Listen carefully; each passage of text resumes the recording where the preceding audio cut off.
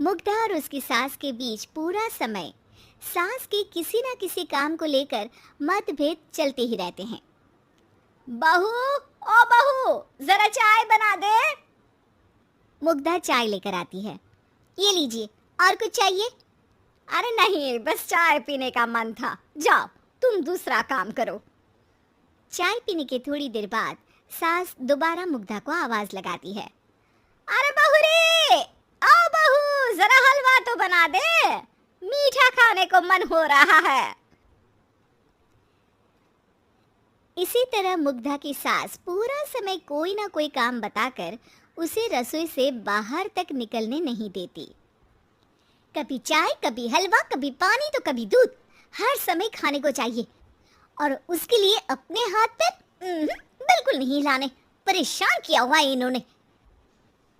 सास की जबरदस्ती परेशान करने की आदतों से दुखी मुग्धा एक शाम सचिन के साथ अपने कमरे में बैठी हुई बात कर रही होती है।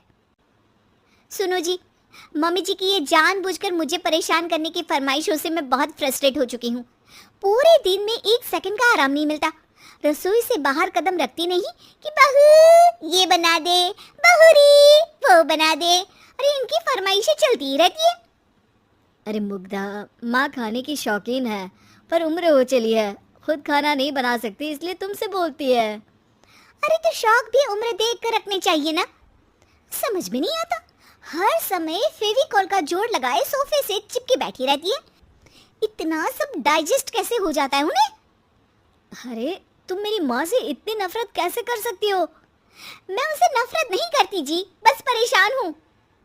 जहाँ मुग्धा अपने पति से ये सब बोल रही होती है, वहीं उसकी सास भी कमरे के बाहर दरवाजे से कान लगाए सारी बातें सुन रही होती है और अगली दोपहर रसोई में मुग्धा के पास जाती है।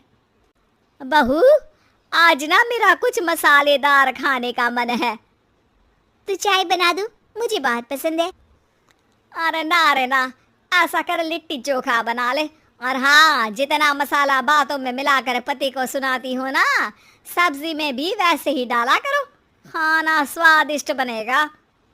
सास की बात सुनकर मुग्धा हैरान रह जाती है। मतलब अब पूरा समय मुझ पर हुक्म चलाने के साथ बंद कमरे में हुई पति पत्नी की बीच की बातें भी सुनती है? अरे बात जब मेरी थी तो सुनने में क्या दिक्कत है? ये कहकर सास वहां से चली जाती है। अरे अब तो हद पार हो गई, इस तरह से तो ये मेरा जीना मुश्किल कर देंगी। मुग्धा सास की हरकतों से परेशान उसका हल सोचने लगती है और इसी तरह कुछ दिन बीत जाते हैं जिसमें सास का जन्मदिन आता है।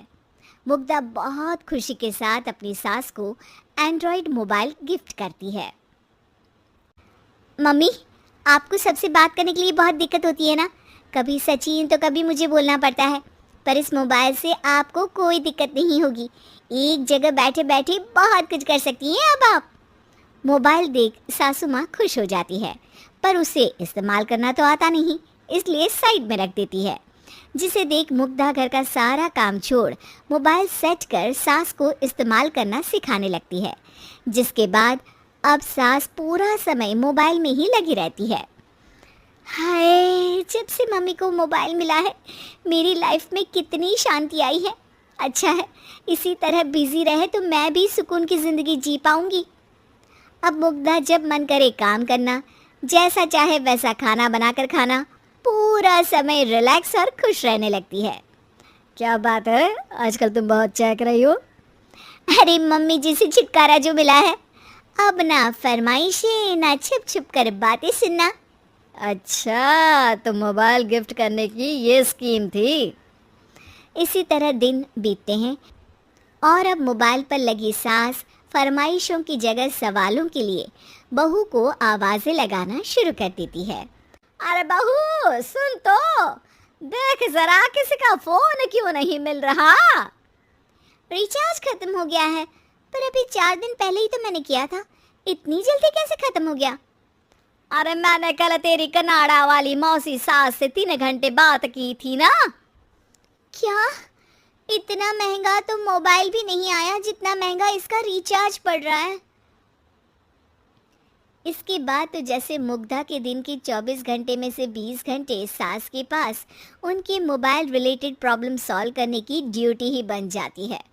अरे मुग्धा, ये मोबाइल में अचानक तेरी मौसी सास की शक्ल क्यों दिखने लगी और ये तो हिल भी रही है?